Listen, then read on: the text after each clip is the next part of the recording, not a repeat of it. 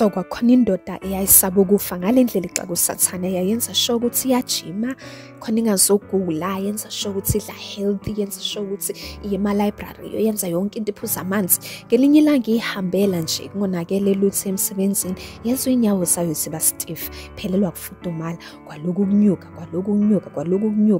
yayibamba i-heart attack yashona. Uma ifika ezulwini yabuza uNkulunkulu ukuthi uthatheleni umphefumulo wami, bengenza yonke into e-right. Wathi uNkulunkulu, number 1, anguthatha umphefumulo wakho, ubulewe. Number 2, wena ubunakelela umzimba more than umphefumulo. Umphefumulo wakho ubu-weak, that's why ubulaleke kabuhlungu. Number 3, leli sonto okade usonta kulona kade londla izindlebe zakho, not umphefumulo wakho.